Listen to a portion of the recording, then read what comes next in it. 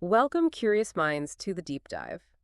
Have you ever wondered what it would be like to step directly into a time capsule? Not just to read about an ancient civilization in some dusty old texts, but to genuinely experience it, to sort of walk among its people, witness their beliefs, feel the vibrant pulse of their artistic genius, all preserved in vivid detail. Well, today, we're going to do exactly that. We're embarking on a profound journey into the world of the Ajanta caves. And let me tell you, these aren't just mere caves carved into rock, not at all. They are a sprawling, breathtaking canvas of human history, deeply held spirituality, and unparalleled artistic mastery, hidden for centuries in the very heart of India, just waiting for us to uncover their secrets.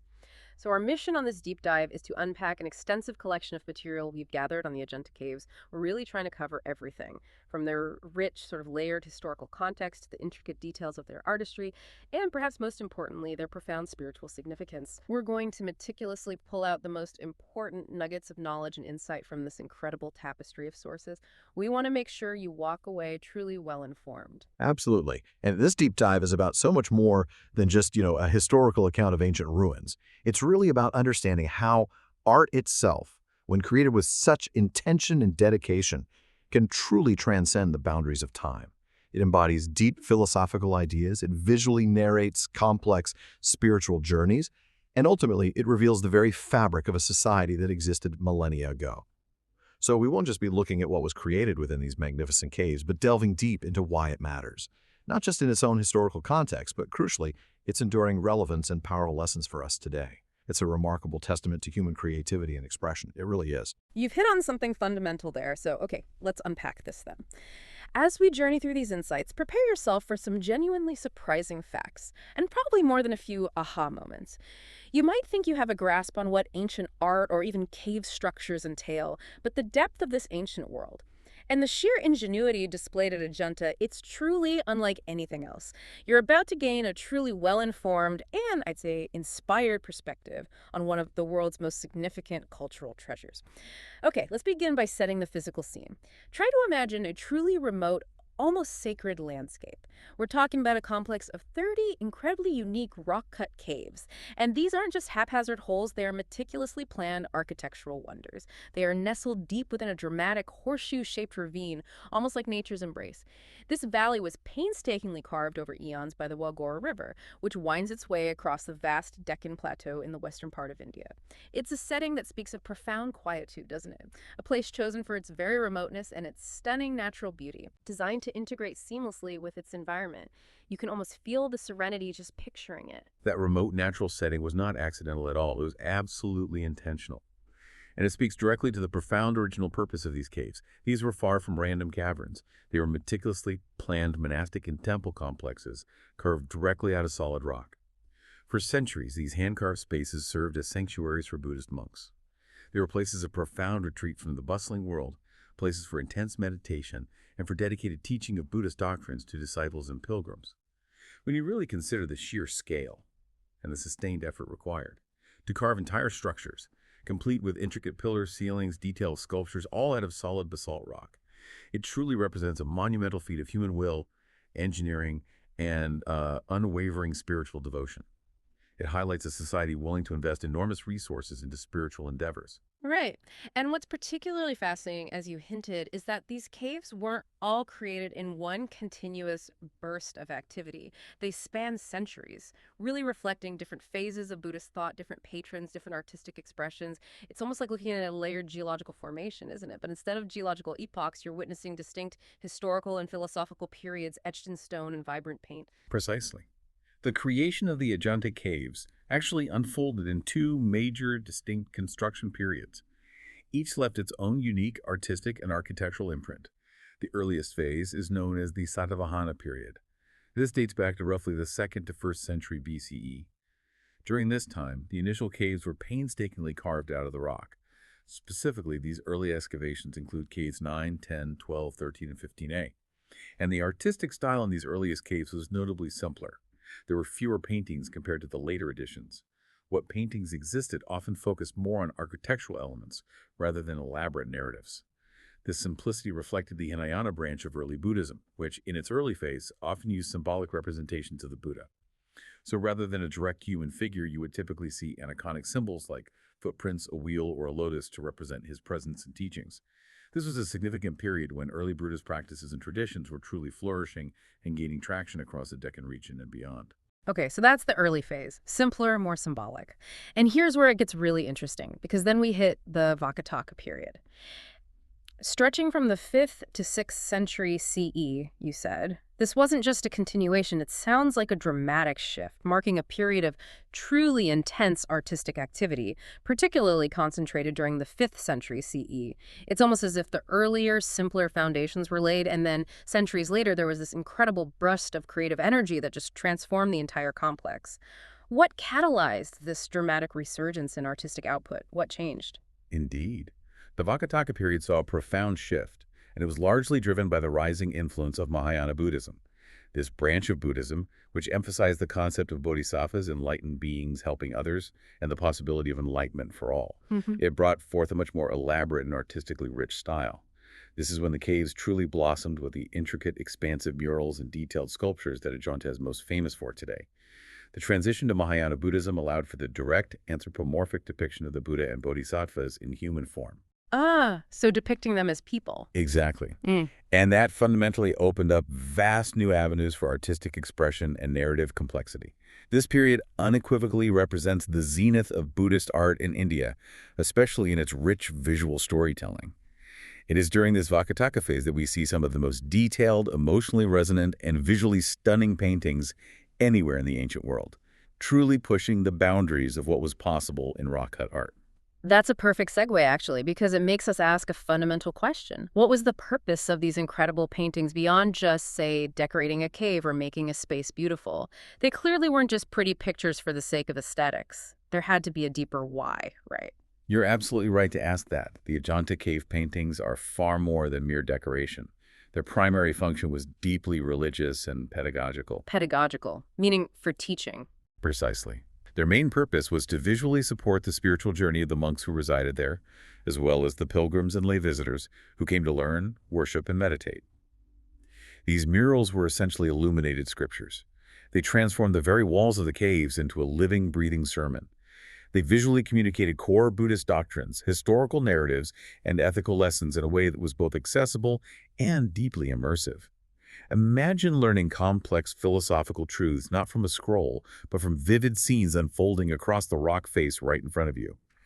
A significant portion of these narratives meticulously depicts scenes from the Buddha's life, his birth, his renunciation of worldly life, his enlightenment under the Bodhi tree, his first sermon, and his eventual journey to nirvana. But equally, if not more, important are the Jataka tales. Right, you mentioned those earlier, stories of his past lives. Exactly. They are enthralling stories of the Buddha's previous lives, often depicting him in various animal or human forms. They illustrate profound virtues like boundless compassion, ultimate sacrifice, unwavering patience, and profound wisdom. These visual narratives provided not just historical context, but profound moral and spiritual guidance. They made complex philosophical teachings relatable and memorable to a wide audience, from the erudite monk to the simple villager. They served as teaching tools, devotional aids, and sources of boundless inspiration, all integrated into the sacred space. And the rise of Mahayana Buddhism, as we touched on, also brought with it a profound emphasis on the bodhisattvas. The enlightened beings who delay their own nirvana. Yes, precisely. Out of immense compassion, they choose to delay their ultimate release, to help all sentient beings achieve liberation from suffering. Figures like Avalokiteshvara, the bodhisattva of compassion, and Padmapani, literally the lotus bearer, are depicted with breathtaking beauty and serenity throughout Ajanta. These are not just aesthetic marvels, they are potent symbols of universal compassion and wisdom. Their prominent presence underscores Mahayana Buddhism's core tenet, that universal compassion is as vital as individual salvation. They serve as ideals for the viewer, inspiring them to cultivate a similar spirit of selfless service. Furthermore, the very environment of the caves contributed profoundly to this spiritual purpose.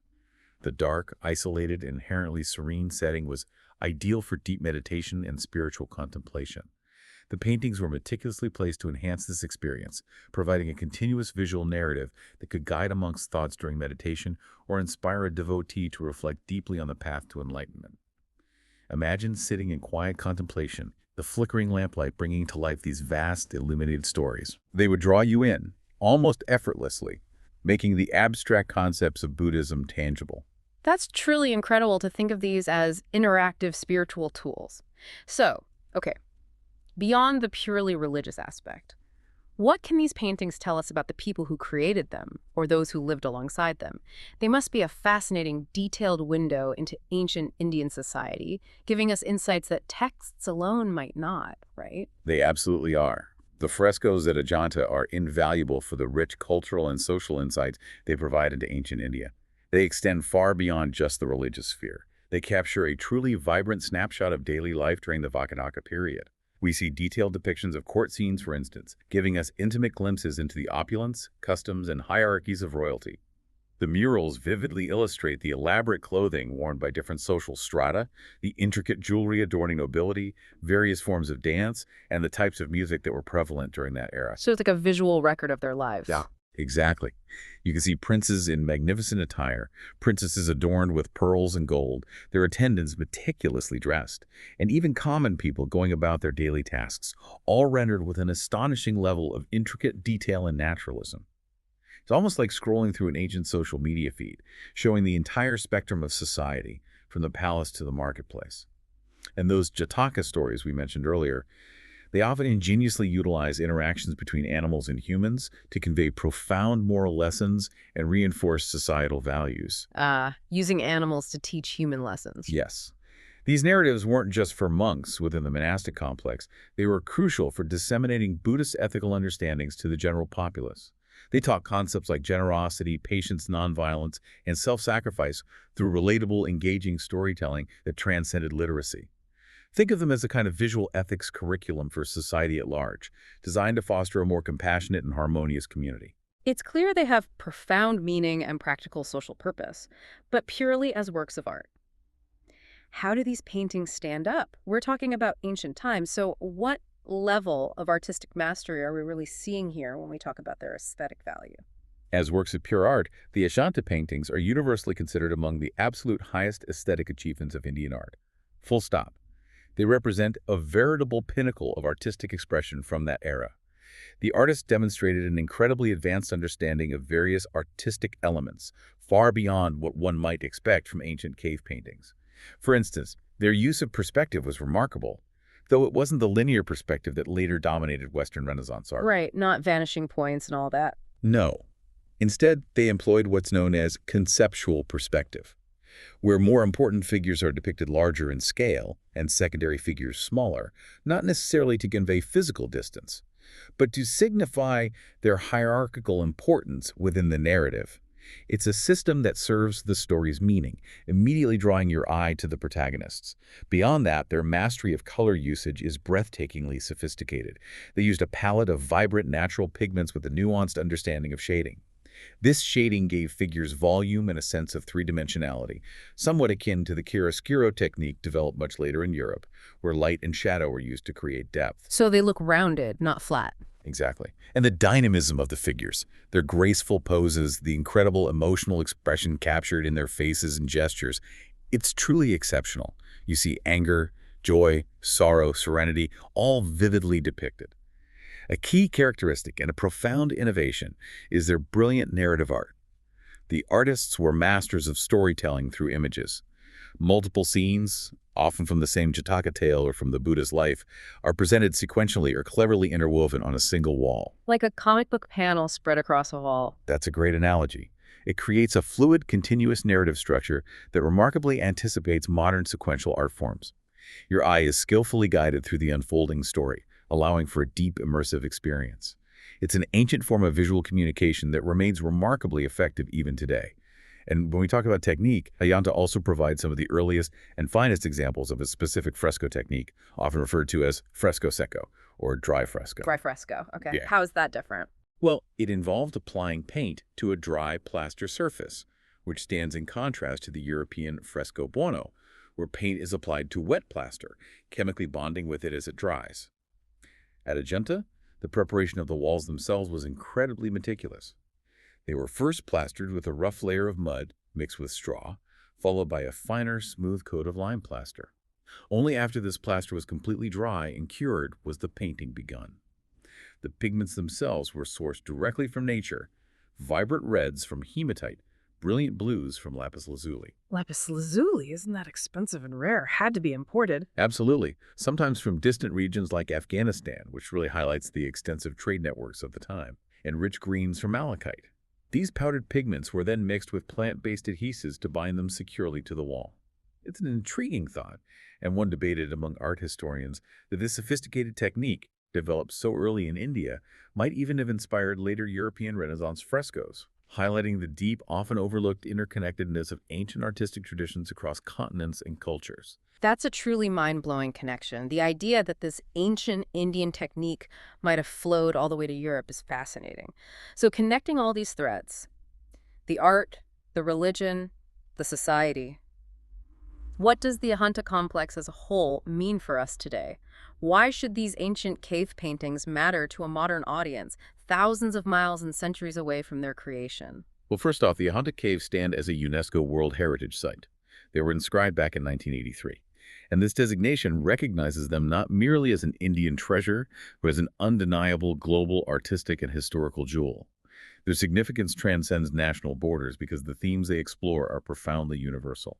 Concepts like compassion, sacrifice, the spiritual quest for understanding and liberation, the intricate range of human emotion, these resonate across all cultures and all times. Things we still grapple with today. Exactly. These murals continue to impact and inspire people worldwide, serving as a powerful testament to the enduring human capacity for creativity, empathy, and spiritual seeking.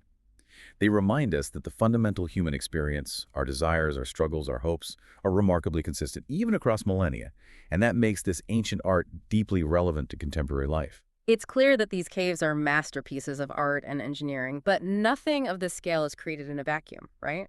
How did the world around Ajanta, its political stability, its economic life, its prevailing beliefs and social structures, how did all that contribute to the very possibility of their creation and flourishing? What were the conditions that allowed such monumental artistic projects to even take place? That's a crucial point. The period in which the Ajanta caves were created was indeed a rich tapestry of cultural, religious, and political dynamics in ancient India. Let's start with the Satavahana period, from the 2nd to 1st century BCE, when the earliest caves were made. During this time, the powerful Satavahana dynasty wielded considerable influence across the Deccan region. And this was a period of significant economic prosperity, largely fueled by flourishing trade routes. Trade was key then. Absolutely. India was a crucial nexus in the silk and spice trade, not just domestically, but internationally, particularly with the Roman Empire. This vibrant economy generated substantial wealth, which in turn provided the necessary financial resources to fund ambitious artistic endeavors, like the carving and initial embellishment of the Ajanta caves. It's important to note that the construction and artistic embellishment of these early caves were primarily supported by generous donations. From wealthy merchants, guilds, nobles, a clear sign of their prosperity, their social standing, and their profound devotion to Buddhist principles. These were grand acts of patronage, driven by both piety and, a desire for merit. Right. And then jumping forward to the Makataka period, during the 5th and 6th centuries CE, we see an even more pronounced golden age for Ajanta. I understand the reign of King Harisenas, specifically from about 460 to 478 CE, was considered Ajanta's most brilliant period. What was happening politically and economically then that allowed for such an explosion of creativity? Well, during the Vakataka period, and particularly under the reign of King Harisena, there were strong cultural and political connections with the immensely powerful Gupta Empire. The Guptas were simultaneously ushering in their own golden age of art, science, and culture across northern India. So there was this fertile cultural exchange. The Vakataka kings, much like their predecessors, were crucial and enthusiastic patrons of Buddhist art. Their patronage wasn't just about providing funding, though that was essential. It was also about fostering an environment of stability, peace, and cultural exchange, where artistic innovation and spiritual expression could truly thrive without interruption. So the right conditions, basically. Money, stability, interest. Precisely. This convergence of sustained royal support, continued economic stability from trade, and a profound spiritual devotion provided the ideal, fertile conditions for the extraordinary artistic output we see in the later caves at Ajanta. The scale and detail of these later works simply would not have been possible without such widespread, dedicated support. Okay, so that covers the political and economic side. How did the evolving religious beliefs of the time influence the art we actually see in the caves? Did different interpretations of Buddhism lead to different artistic expressions? And was there religious diversity beyond Buddhism present there, or was it purely Buddhist? The religious climate was absolutely a profound defining factor in the artistic evolution of Ajanta. In the early period under the prevailing influence of Hinayana Buddhism, the art was, as we discussed, simpler and more symbolic. The Buddha himself was typically represented aniconically, meaning not in human form. Right, the footprints, the wheel. Exactly. Followers would venerate him through symbols like his footprints, the Dharma wheel representing his teachings and the cycle of existence, or a lotus flower signifying purity and enlightenment. But the focus was intently on the teachings, the path to liberation, and the historical Buddha's presence through his symbolic traces. However, with the rise of Mahayana Buddhism in the 5th century CE, there was a profound philosophical and artistic shift. This branch of Buddhism embraced the anthropomorphic depiction of the Buddha and, critically, the bodhisattvas. Which allowed for much more storytelling visually. Precisely. This change fundamentally allowed for far more complex, emotionally rich narratives to be painted on the walls. The human form, with its capacity for nuanced expression, intricate gestures, and direct interaction, became the primary vehicle for conveying spiritual stories, moral dilemmas, and the compassionate ideals of the bodhisattvas. It's also important to contextualize this by remembering that while other prominent religions like Hinduism and Jainism were certainly present and influential in other parts of India during these periods, Ajanta remained a dedicated and almost exclusively Buddhist center. It was a singular focused expression of Buddhist devotion and artistic mastery, a dedicated monastic complex. It's fascinating how a place can be so religiously focused, yet still reflect a broader society. What kind of social and cultural environment existed when these caves were being carved? Were the monks and artists totally isolated from the daily life of ancient India, or were they very much a part of it? Oh, far from isolated. India at this time was inherently a remarkably multicultural society. You had a diverse social structure comprising various castes, a vibrant community of merchants who facilitated the extensive trade routes we discussed, dedicated artists and craftsmen who contributed their immense skills to products like Ajanta, and of course the priests and monks who formed the spiritual and intellectual backbone of society. And the Ajanta paintings beautifully reflect this very diversity. They depict a broad social spectrum, from the opulence and grandeur of royalty and court members dressed in their finest silks and jewels, to the more modest lives of peasants and common people going about their daily routines, often with great charm and detail. So the whole range of life is there on the wall. Yes, this rich social tapestry is woven into the very fabric of the murals, offering us a remarkably comprehensive view of ancient Indian life. Furthermore, monasteries like Ajanta function not merely as secluded religious sites for prayer and meditation, but also as crucial centers of education and artistic development. They were intellectual and creative hubs, attracting scholars, philosophers, and artists from across the region and beyond. Like universities, almost. In a way, yes. They fostered an environment where knowledge and skills were shared, refined, and passed down through generations. This made them vital cultural institutions, playing a significant role in the intellectual, spiritual, and creative life of ancient India. The monks, while living a monastic life, were not entirely detached from society. They were deeply connected to the patronage and daily life of the surrounding communities. Okay, let's pivot to the actual making of these caves. Just imagining the sheer scale of this undertaking makes my mind reel. Carving 30 caves, some absolutely massive, complete with intricate interiors, into solid rock by hand. That's an engineering marvel in itself. How did they even begin to do that? What was the process of transforming a cliff face into a monastery? It truly is an engineering marvel, one of the greatest feats of rock-cut architecture in the world, no question. The process of rock carving for the Ajanta caves was incredibly arduous, long-term, and systematic. These caves were meticulously hand-carved, directly out of the hard volcanic basalt rock of the cliff face. This wasn't a quick project, as you can imagine. It required years, even decades, of dedicated labor from hundreds of skilled workers, all guided by master craftsmen, engineers, and architects.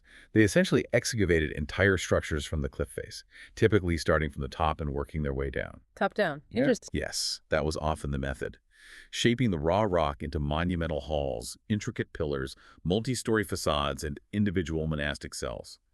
They had to account for geological stresses. Drainage, lighting it was a complex feat of ancient civil engineering.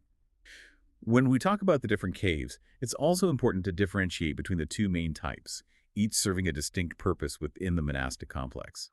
You have the chaitya halls, chaitya grihas. These are large, often elongated, dome-roofed halls designed specifically for congregational worship, prayer, and circumambulation around a stupa, which typically stands at one end. So the main worship areas. Exactly. These are the churches or temples of the complex, if you will.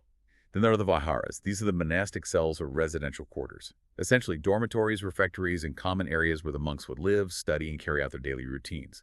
The sheer precision required to carve these distinct architectural forms, complete with intricate interior details like columns, friezes, and even carved beds in the cells, all out of solid, unyielding rock, is simply breathtaking.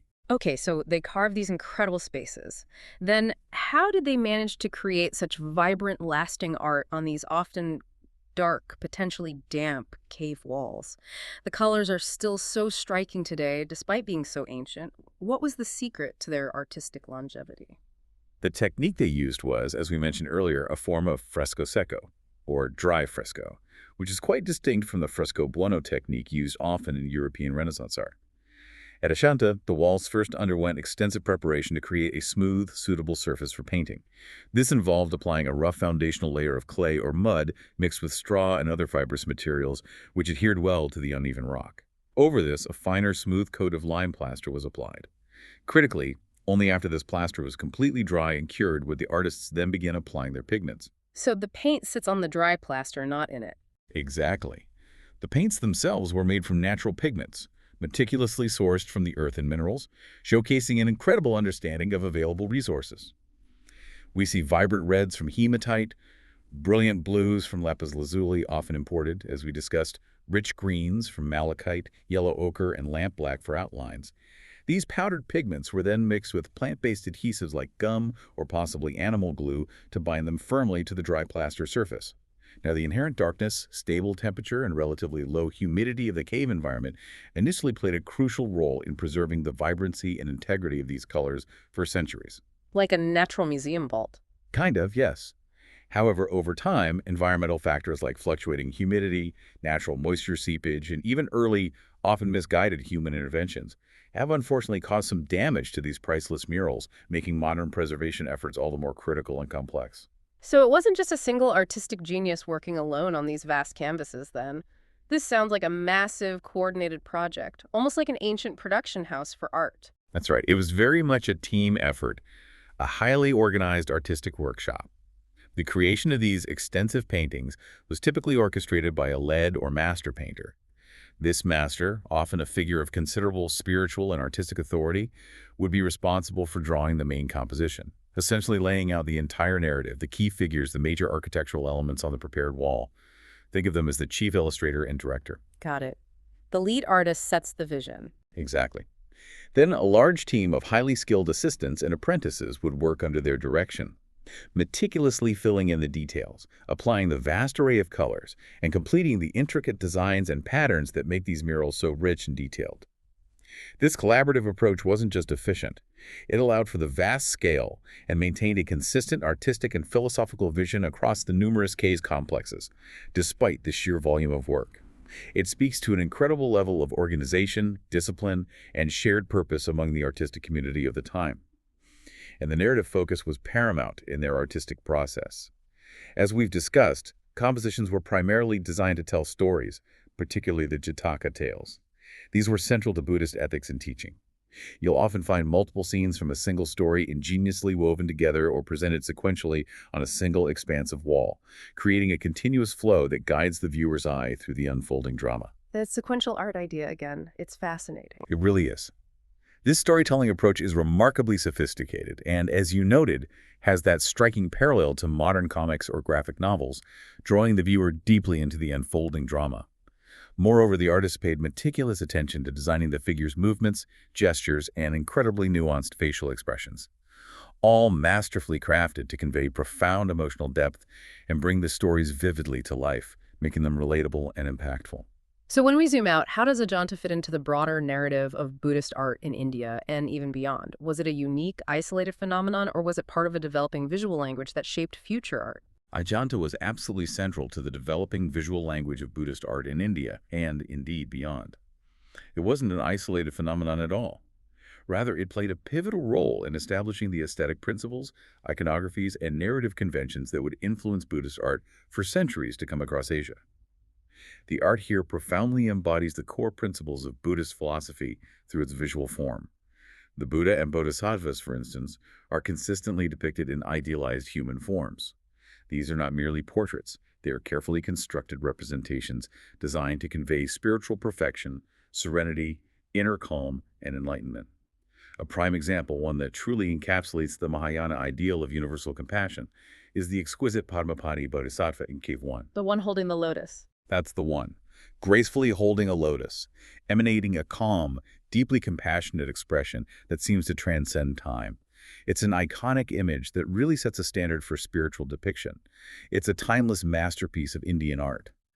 Beyond the idealized figures of the Buddha and Bodhisattvas, the Jataka stories serve that vital function of visually conveying moral lessons to the common people. The artists utilized an accessible visual language to make complex ethical teachings like generosity, patience, nonviolence digestible and memorable. This ensured that the wisdom of Buddhist philosophy could be understood and internalized by everyone, regardless of their level of formal education. So it was art with a clear didactic purpose, aiming to uplift and educate society. Absolutely. That was a key part of its function. Okay, beyond the principles and purpose, what makes these paintings so visually stunning and uniquely Ajanta? What are their aesthetic characteristics that truly set them apart in the history of art? Well, the aesthetic characteristics of Ajanta are truly captivating and contribute to their timeless appeal. First, the composition within the murals is remarkably dynamic and fluid. Figures are frequently depicted with elegant curved lines and graceful flowing movements, which beautifully reflects what's often termed the rhythmic aesthetic of classical Indian art. There's a sense of naturalistic flow and harmony to the scenes that effortlessly draws the eye from one element to the next, creating a continuous visual experience across vast wall spaces. Then there's the color use. It's another standout feature that still astounds viewers today. They employed a sophisticated palette of vivid natural colors, striking reds, deep blues, lush greens, warm yellows, but they also mastered nuanced shading. This shading technique, which provided volume and a sense of three-dimensionality to the figures. The chiaroscuro-like effect you mentioned? Exactly. It shows an understanding somewhat similar, even though the context and intent were different. It makes the films feel tangible, alive, almost leap out from the wall. As we touched on earlier, the perspective used is a conceptual one rather than linear. Important figures are made larger, secondary figures smaller, not primarily to denote physical distance, but to signify their importance in the narrative. It directs your attention. Precisely. It serves the storytelling purpose, immediately drawing the viewer's attention to the key elements of the scene, ensuring the message is clear. And crucially, the emotional expression captured in these paintings is extraordinary. The artists meticulously designed the facial expressions, hand gestures, mudras, and body language of their figures to convey the precise emotional tone of the story, be it serenity, despair, joy, or determination. Take the serene and compassionate feeling emanating from the Padmapani figure in Cave 1. Again, it's a masterclass in conveying profound emotion and spiritual depth through subtle artistic choices. So was Ajanta an isolated artistic phenomenon then, or was it part of a larger artistic conversation? Did it influence and was it influenced by other traditions across Asia and beyond? Oh, Ajanta certainly did not exist in artistic isolation. Not at all. It was part of a vibrant cross-cultural exchange that characterized the ancient world. There are discernible influences from Persian, Hellenistic, and Central Asian art traditions evident in the Ajanta murals. For example, the Hellenistic impact, often channeled through Gandhara art, that distinct Buddhist art style from ancient Gandhara, modern Afghanistan-Pakistan area. That influence can sometimes be seen in the more realistic modeling and drapery of some of the figures, particularly maybe in the earlier Vakataka period. So ideas were definitely traveling. Absolutely. Ideas and artistic techniques were traveling widely across ancient trade routes, enriching the local styles. And in turn, Ajanta's impact was immense and far-reaching. Its stylistic innovations and iconographic conventions directly informed the development and spread of Buddhist art in other parts of Asia.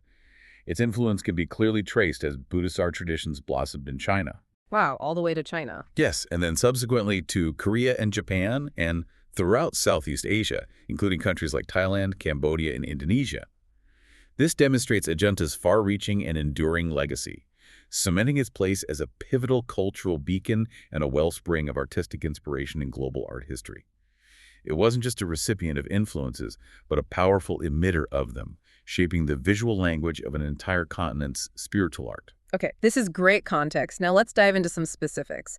If you only had time to visit one cave at Ajanta and you wanted to see the absolute epitome of its artistic achievement, which one would it be and why? I have a strong feeling it might be Cave 1, given everything we've heard. You're spot on. If you had to pick just one, Cave 1 would undeniably be the quintessential choice. It really is. It is truly one of the most famous and artistically rich caves in the entire complex. Created during that brilliant Vakataka period we discussed, around the late 5th century CE. This cave is renowned for its incredible sprawling murals, particularly the iconic large-scale depictions of the Padmapani Bodhisattva and the Vajrapani Bodhisattva guarding the doorways. The Padmapani, for example, is rendered with such a calm, compassionate, almost ethereal expression, holding that delicate lotus flower. It truly embodies the Mahayana ideal of universal compassion and grace. It's a figure that resonates deeply with visitors. Just iconic. It is. Conveying profound spiritual wisdom through its serene gaze and elegant posture, a timeless masterpiece of Indian art. Beyond these two towering, iconic figures, Cave 1 also features numerous other intricate scenes from the Buddha's life, illustrating key moments in his journey to enlightenment and his teachings. And crucially, it offers incredibly detailed, vivid depictions of court life and royal ceremonies, giving us an unparalleled glimpse into the social milieu and opulent lifestyles of the Vakataka period aristocracy. The sheer density and quality of masterpieces within Cave 1 make it an absolute must-see. It offers a comprehensive insight into Ajanta's artistic and spiritual zenith. Now moving on, Cave 2 is also incredibly significant. It's particularly famous for its elegant depictions of female figures. These women are rendered with a remarkable grace, fluidity, and naturalism that highlights the artistic mastery of the period, often adorned with elaborate hairstyles and jewelry.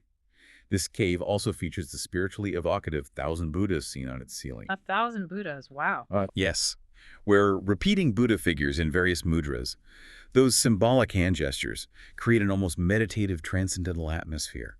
You can almost feel the serenity and the boundless nature of enlightenment just looking at them. Additionally, more vibrant Jataka stories and scenes depicting Buddha's miracles are intricately painted here, continuing the rich narrative tradition found throughout Ajanta. From the serene to the profound, then. And speaking of profound, I hear Cave 16 really packs an emotional punch. What makes that one so powerful and memorable for visitors?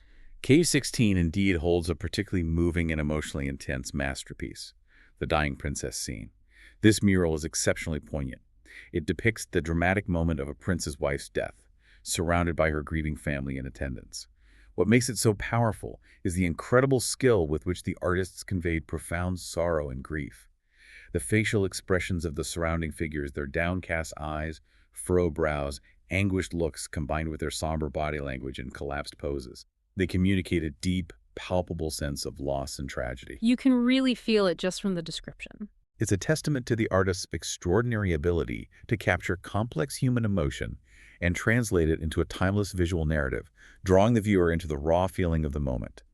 It's a truly heartbreaking and masterfully rendered scene. And finally, we have Cave 17. This one is often referred to as a Janaka treasury. A treasury of stories. Exactly, because it boasts arguably the richest and most diverse collection of Jataka tales among all the caves. One of the most notable stories depicted here is the Vishvantara Jataka. This story recounts the immense sacrifice of Prince Vishvantara, who, in an act of ultimate generosity and selflessness to achieve perfect compassion, gives away his precious white elephant, then his children, and finally his wife to a Brahmin who requests them. It's a very intense story of letting go. Wow, that's extreme sacrifice. It is.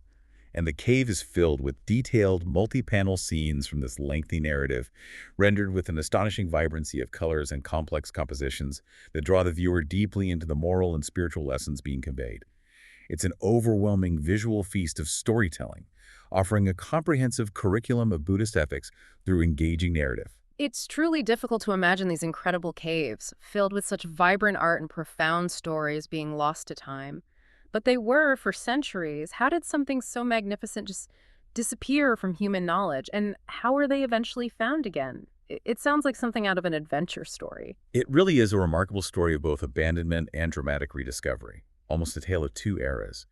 After the 7th century CE, for reasons that aren't entirely clear, but likely involve the complex interplay of factors, shifting trade routes, diminishing their economic support, maybe a decline in active Buddhist patronage as other religions gain prominence in the region. and perhaps political instability leading to a lack of maintenance. Mm. The Ajanta caves were gradually abandoned by their monastic inhabitants. So they just fell out of use. Essentially, yes. And over the centuries, nature, as it always does, reclaimed the site.